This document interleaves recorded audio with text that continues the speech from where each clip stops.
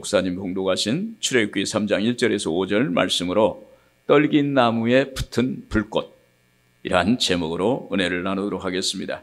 오늘 본문의 말씀은 모세가 하나님을 만나는 장면이 기록된 이야기입니다. 모세는 광야에서 나이 80세에 호렙산 중턱에 양떼를 몰고 가던 중 떨기나무에 붙은 불꽃 속에서 자기를 부르는 소리를 듣고 하나님을 만나는 경험을 하게 됩니다. 그리고 그는 하나님의 소명을 받아서 이스라엘 백성들을 출애굽해서 광야 40년을 인도한 이스라엘의 민족의 지도자로서 하나님의 뜻을 이루는 삶을 살았습니다. 사랑하는 여러분, 우리가 예수 그리스도를 인격적으로 만남을 갖고 그분의 사랑과 은혜를 받으면 모세에게 임했던 하나님의 불꽃, 성령의 불꽃이 우리의 삶에 임하게 되는 것입니다. 그래서 우리는 예수님과 날마다 함께하는 삶, 예수님 말씀과 사랑을 실천하는 삶, 변화된 삶을 살게 되는 것입니다.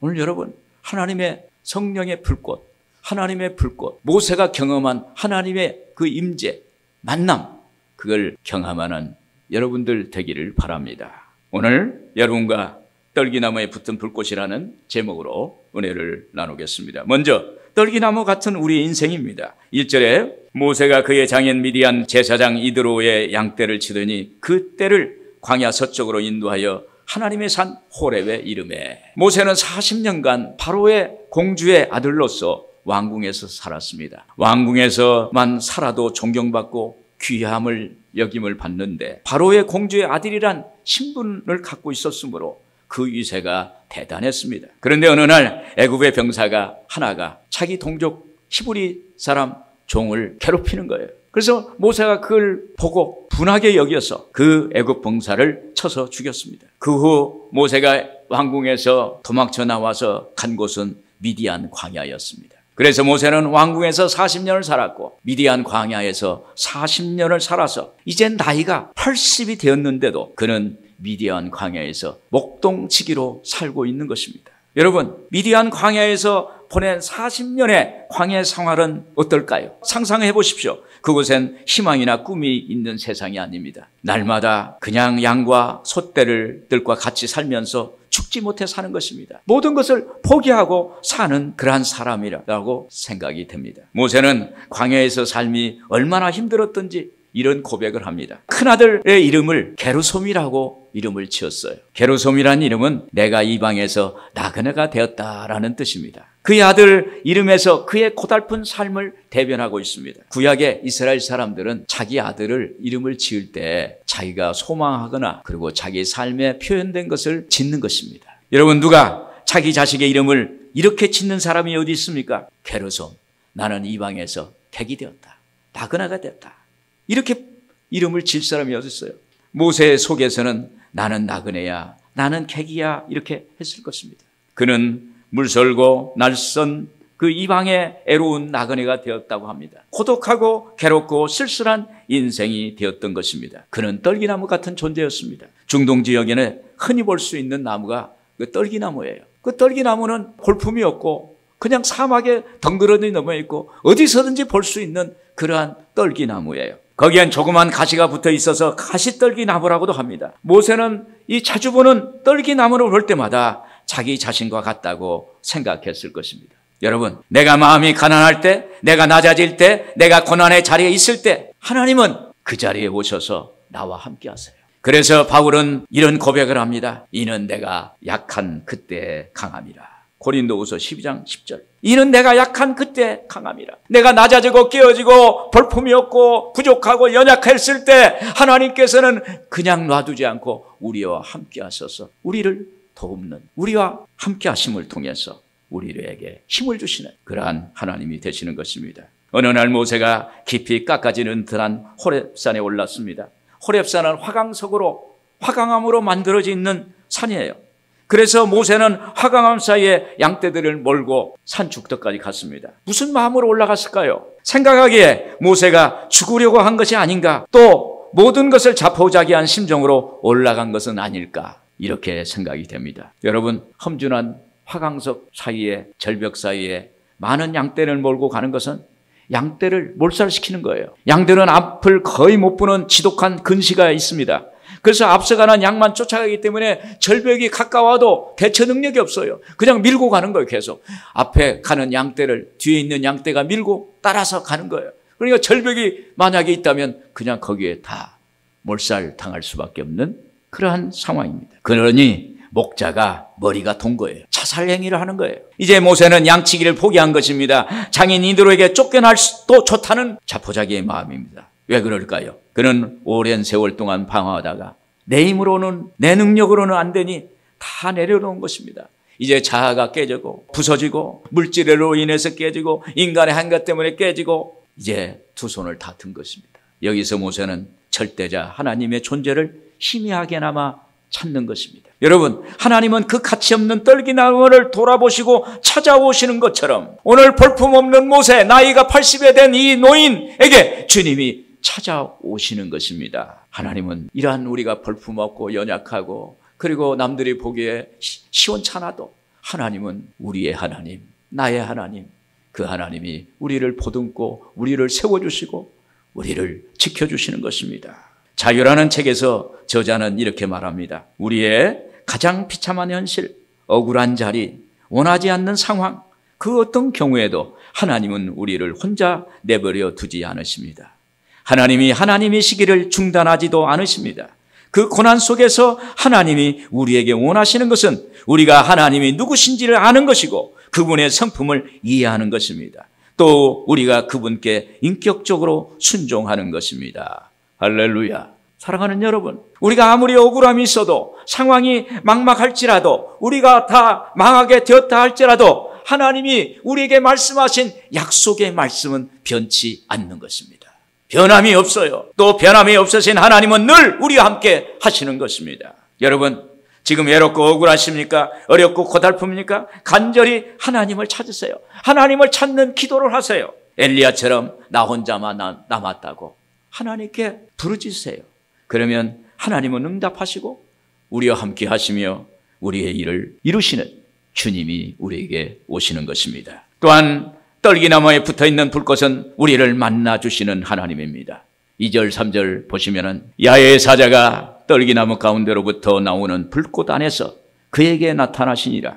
그가 보니 떨기나무에 불이 붙었으나 그 떨기나무가 사라지지 아니하는지라. 여기 모세는 그동안 내 힘으로는 안 되고 내 능력으로 안 되는 것을 알았습니다. 이제 그애가 깨어진 만큼 이스라엘 하나님, 야훼 하나님을 찾게 되는 거예요. 하나님에 대한 갈증이 있었습니다. 시편 42편 1절에 보면 하나님이여 사슴이 시냇물을 찾기에 갈급한 같이 내 영혼이 주를 찾기에 갈급하나이다. 사슴이 일이나 늑대에 쫓기면요 시냇물을 찾습니다. 시냇물 속에 사슴이 물속에 붕덩 빠지면 피냄새가 사라지기 때문에 늑대나 이리가 찾질 못해요. 그래서 이 사슴은 내가 사슴이 시냇물을 찾기에 갈급한 같이 내 영혼이 주를 찾기에 갈급하나이다. 그러한 간절함으로 하나님을 찾게 되는 것입니다. 이같이 모세도 절망의 끝자락에서 하나님을 간절히 찾고 찾았더니 만나주셨어요. 2절 표준성경에 보면 거기에서 주의 천사가 떨기 가운데서 이를 불꽃으로 그에게 나타났다. 그가 보니 떨기에 불이 붙었는데도 그 떨기가 타서 없어지지 않았다. 이 불꽃은 이상한 불꽃입니다. 불이 붙었는데 떨기나무가 타진 않아요. 여러분, 불이 붙으면, 세상 불은 붙으면 타잖아요. 연기가 나잖아요. 근데 그 불은 떨기나무가 사라지지 않는 거예요. 이건 하나님의 불입니다. 오늘 여러분, 하나님의 불을 체험하기를 바랍니다. 하나님이 모세에게 타는 불꽃으로 나타나셨습니다. 희한한 장면입니다. 떨기나무에 불이 붙었는데 타지 않는 거예요. 그래서 모세가 떨기나무를 보려고 가까이 갑니다. 여러분, 여기서 떨기나무에 하나님의 불이 붙으면 아무리 보잘것없는 떨기나무일지라도 하나님의 불이 되는 거예요. 그래서 떨기나무 같은 모세가 하나님의 불을 받음으로 하나님의 사람이 되는 것입니다. 할렐루야. 오늘 여러분, 우리가 인생이 많이 가졌으면 얼마나 많이 가졌고, 그리고 권세가 있으면 얼마나 권세가 있고, 얼마나 명예가 있으면 얼마나 있습니까? 하나님 앞에서는 한계가 있는 존재예요. 누구든지 인생을 살아가는데 고민이 없는 사람이 없습니다. 염려가 없는 사람이 없습니다. 질병이 없는 사람이 없습니다. 마음에 아픈 사람이 없는 사람이 없어요. 하나님 앞에 완전한 사람은 이 땅에 누구도 아무도 없는 것입니다. 하나님의 불을 체험했다. 그건 하나님을 만난 거예요. 오늘 여러분 우리가 하나님 만납니다. 꿈속에서도 만납니다. 기도하다가도 만납니다. 말씀 속에서도 하나님의 음성을 듣습니다. 그때 하나님을 만난 거예요. 하나님의 불꽃을 본 거예요. 또 모세가 자신이 절망의 질곡에 빠졌을 때 자기를 찾아오시고 자기를 만나주시는 순간은 어땠을까요? 그는 회개했을 것입니다. 구약의 이사야 선지자가 있습니다. 자기가 믿던 우시야 왕이 자기 사촌형이에요. 사촌형이 죽었어요. 선지자인데 세상 왕을 의지했어요. 의지하고 세상 권세 밑에서 살았어요. 그런데 우시야 왕이 어느 날 죽었어요. 다 떨어져 난 거예요. 그래서 우시야 왕이 이제 갈 곳이 없잖아요. 성전에 갔어요. 성전에 들어가서 가지고 기도도 하지 않았습니다. 자기의 허전한 마음, 인생이 허무한 마음, 이렇게 끝나는 것인가? 자기에 대한 절망, 거기에 앉아서 덩그러니 있는데 갑자기 어느 순간에 하늘이 열리면서 하나님께서 높은 자리에 앉으셨는데 하나님의 옷자락이 자기가 앉아있는 성전에 가득하게 내려앉는 거예요. 그리고 하나님의 천사, 스럽 천사들이 각기 6 날개로 나는데 둘로는 얼굴을 가리고 둘로는 발을 가리고 둘로는 나르면서 거기에서 소리가 납니다. 거룩하다, 거룩하다, 거룩하다. 만군의 여호와여 그의 영광이 온 땅에 충만하도다. 이렇게 찬양하는 것입니다. 그 성관 화답하는 자의 소리로 말미암아 문지방의 터가 움직이고 성전의 연기가 가득하고 거기에 하나님의 임재가 임하는 거예요. 그때 이사야가 그의 입에서 이런 고백을 합니다. 이사야 6장 5절 표준성경에 보면 나는 부르짖었다. 나는 부르짖었다는 게 뭐냐면 하나님이 자기한테 갑자기 오니까 견딜 수 없는 거예요. 가슴이 터질 것 같은 거예요. 그러니까 거기서 부르짖는 거예요. 재앙이 나에게 닥치겠구나. 이제 나는 죽게 되었구나. 나는 입술이 부정한 사람인데 입술이 부정한 백성 가운데 살고 있으면서 왕이신 만군의 주님을 만나 뵙다니.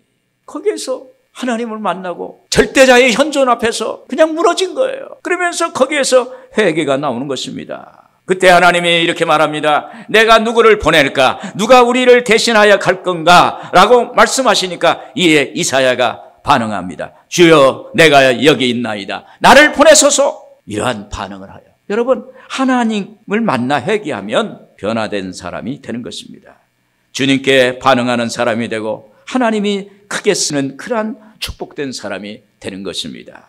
그래서 우리가 주님을 만나면요 회개하게 나의 죄가 파노라마처럼 쭉 지나가요. 그러면서 자기의 부족하고 잘못된 것이 다 드러나니까 하나님 앞에서 눈물을 흘리면서 거기서 회개하고 다시 하나님께 돌아오는 그러한 은혜가 되는 것입니다. 이에 하나님이 모세를 부르십니다. 여기서 부르시면 개인적으로 1대1로 부르시는 것입니다. 4절 표준에 보면은 모세가 그것을 보려고 오는 것을 보시고 하나님이 떨기 가운데서 모세야 모세야 하고 그를 부르셨다. 모세가 대답하였다. 예, 제가 여기에 있습니다. 모세가 자기 이름을 부르신 하나님과의 처음 만남입니다. 감격의 순간이었습니다. 여러분 이렇게 하나님과의 만남 자체도 중요하지만 하나님이 의도하신 그 뜻이 분명히 있는 것입니다. 이때 우리는 예수님을 따르는 삶을 살도록 인도를 받아요. 여러분 예수님 인도를 받는 삶이라는 것은 꼭 목사가 되어가지고 인도를 받는 게 아니에요. 뭐 주의종이 돼서 인도를 받는 것이 아닙니다. 오늘 여러분 각자의 삶의 영역에서 성도님으로서 장로님으로서 권사님으로서 안수집사님으로서 집사님으로서 하나님의 말씀을 따라 사는 거예요. 그렇게 하나님께서 우리를 인도하시는 것입니다. 여러분 예수님을 만남으로 끝난다면 아무 의미가 없어요. 예수님은 반드시 인도를 하시는 것입니다. 창세기 12장에 하나님이 어느 날 아브라함에게 찾아오셨어요. 아브라함아 아브라함아 너는 본토 친척 아비집을 떠나 내가 내게 보여줄 땅으로 가라. 내가 너로 큰 민족을 이루고 내게 복을 주어 내 이름을 창대하게 하고 너로 복의 근원이 될지어라. 그 말씀을 들었어요. 그 나이 75세인데 그는 그냥 떠났어요. 그 하나님이 지시한 땅으로 같이 따라갔습니다. 하나님 인도를 받았습니다. 그가 인도를 받아서 100세에 이를 때 그는 하나님의 축복받고 믿음의 조상이 되는 것을 보게 되는 것입니다. 오늘 여러분 하나님 만나면 하나님의 인도가 있어요. 저도 제가 목사 되기 전에 목사 안수를 받아야 했어요. 그래서 하나님께 기도했습니다. 하나님 제가 이 목사 안수를 받아야 될까요? 안 받아야 될까요? 제가 목사가 되면은 이제 삶이 제한되고 목사의 삶이라는 것은 세상적인 삶과는 좀 다른 차이가 있는 삶을 살아야 하는데 어떻게 할까요? 하나님께 기도했어요. 하나님께 간절히 기도하고 그런 어느 날 십자가 앞에서 제가 기도하는데 갑자기 큰 소리가 제 가슴 속에 소리가 났어요. 어디서 소리가 났는지 모르겠어요. 하여튼 가슴에서 소리가 난 것 같고 십자가 앞에서 기도를 했는데 벌지어다 내가 세상 끝날까지 너희와 항상 함께 있으리라. 이 음성이 들렸어요. 그래서 야 하나님이 네가 세상 끝날까지 내가 너와 함께 하겠다. 그러니 아무 염려하지 말고 내 뒤를 쫓아라. 할렐루야. 그 응답 받아서 제가 목사 안수를 받았어요. 여러분 하나님은 반드시 만나주시면 하나님이 우리를 인도하세요. 이사야처럼 애를 안 써도 하나님이 찾아오셔서 인도하세요. 또 오순절 마가의 다락방에 예수님 승천하신 뒤에 약속하신 성령을 달라고 간절히 애를 쓰면서 힘을 다해서 기도해서 응답받는 그 기도도 있어요. 여러분 하나님은 반드시 만나주심을 통해서 우리를 인도하신다는 사실을 믿기를 주의 이름으로 축원을 드립니다. 끝으로 내 발에서 신을 벗으라는 것입니다. 5절에 우리 같이 한번 보겠습니다. 하나님이 이르시되 이리로 가까이 오지 말라. 내가 선 곳은 거룩한 땅이니 내 발에서 신을 벗어라. 모세가 떨기나무의 불꽃을 보러 가까이 갈 때 그 불꽃 속에서 소리가 납니다. 모세야 모세야 너 서 있는 곳이 거룩한 땅이니 내 발에서 신을 벗어라. 여러분 이제 모세는 이전에 80 먹은 양치기 노인이 아닙니다. 이제 하나님 만났기 때문에 거룩한 사람이 되었어요. 그때 모세가 불꽃에 가까이 가니까 불꽃 속에서 모세야 모세야 내가 선 곳은 거룩한 땅이다. 하나님이 계신 곳은 거룩한 땅이다. 네가 하나님을 만났기 때문에 내가 서 있는 곳은 거룩한 땅이다. 할렐루야. 하나님을 만난 사람도 거룩해집니다. 하나님의 형상을 회복해서 거룩한 것입니다. 그래서 그곳에 있을 때 그곳이 거룩해지는 거예요. 그래서 사람이 어디에 있느냐 어느 곳에 있느냐에 따라서 그 땅의 성격도 달라집니다. 예수님이 이 세상에 계실 때 공생애를 지내실 때 사역하셨던 곳을 성지라고 해요. 우리가 이스라엘 가면 성지순례를 가잖아요. 저도 이스라엘 성지순례를 갔는데 갈릴리의 바닷가에 가서 예수님이 여기 계셨겠지. 여기서 베드로가 물고기를 잡을 때 그 고기가 있겠지. 근데 베드로 고기라고 하는데 보니까 우리나라 넓은 그 있잖아요. 병어같이 생긴 거더라고. 그거 가지고 기름에 튀겨서 먹었는데 맛이 되게 없어요. 맛이 없더라고. 베드로 고기라고 해서 이렇게 먹기도 했어요. 그래서 이 성지, 예수님이 계셨던 곳, 하나님의 몸된 교회가 있던 곳이 하나님의 성전, 성전이라고 합니다. 하나님의 터. 예수님 믿는 사람이 있는 곳엔 거룩한 곳입니다. 믿는 사람이 다니는 직장도 거룩한 직장입니다. 믿는 사람이 경영하는 사업장도 거룩한 사업장입니다. 믿는 사람의 가정도 거룩한 가정이에요. 하나님의 영역이에요. 그래서 오늘 여러분 꼭 교회만 거룩한 것이 아닙니다. 직장도 사업장도 그리고 여러분들이 계시는 그 어느 곳도 여러분이 계시는 곳에는 거기에는 하나님의 거룩함이 있어요. 할렐루야. 그래서 하나님이 함께 하세요. 거기에 기도와 찬양을 하는 것입니다. 여러분 우리가 알아야 할 것은 예수님 믿고 구원받아 하나님 만난 사람은 이전에 내가 아닌 것입니다. 예수 믿기 이전의 삶은 이전에 다 지나갔습니다. 고린도후서 5장 17절 그런즉 누구든지 그리스도 안에 있으면 새로운 피조물이라. 이전 것은 지나갔으니 보라 새 것이 되었도다. 오늘 여러분 새 사람이 되었다는 것을 믿기를 바랍니다. 어제의 내가 아닙니다. 오늘 나는 새로운 사람입니다. 그런 믿음을 가지셔야 돼요. 그래서 그때 우리 하나님의 말씀이 내 안에서 역사하시는 것입니다. 변화된 삶입니다. 생각도 변화되고 마음도 변화되고 가치관도 변화되고 인생관도 변화되고 모든 것이 변화돼요. 오늘 예수님의 그 말씀으로 채워져서 삶의 그 놀라운 하나님의 생명의 줄기가 거기에서 역사하시는 것입니다. 그때 우리에게 다가오는 것은 마음의 평화예요.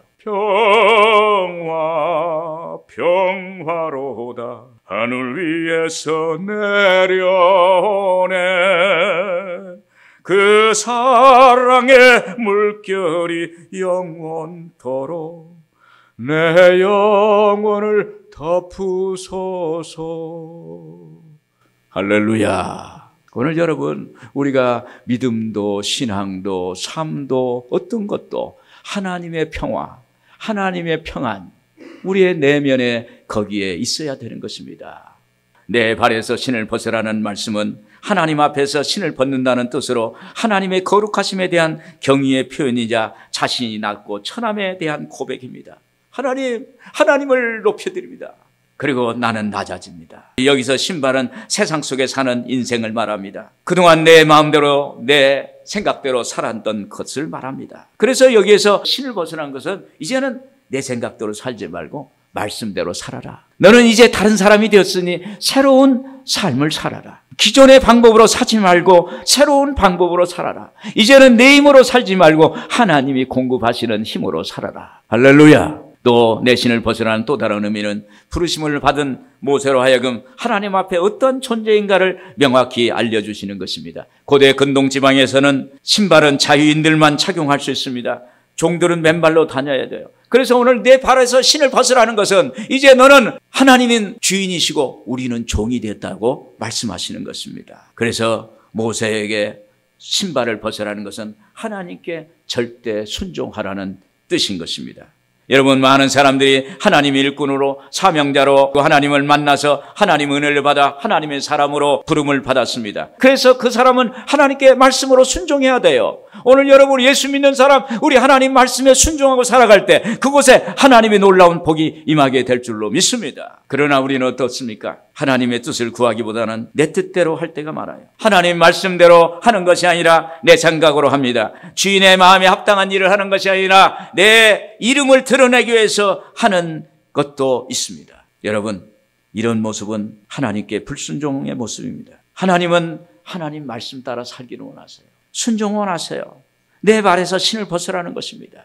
사도 바울은 예수 믿는 사람과 교회를 박해했던 사람입니다. 그가 하나님을 만나고 나서 극적인 변화를 했습니다. 그가 순종해서 사도로서 사역을 살았어요. 근데 그때 빌립보서를 쓰면서 빌립보 교인들에게 이런 고백을 합니다. 빌립보서 1장 3절 4절을 보면 내가 너희를 생각할 때마다 나의 하나님께 감사하며 간구할 때마다 너희 무리를 위하여 기쁨으로 항상 간구함은. 바울이 순종의 삶을 사니까 하나님이 감동을 주신 거예요.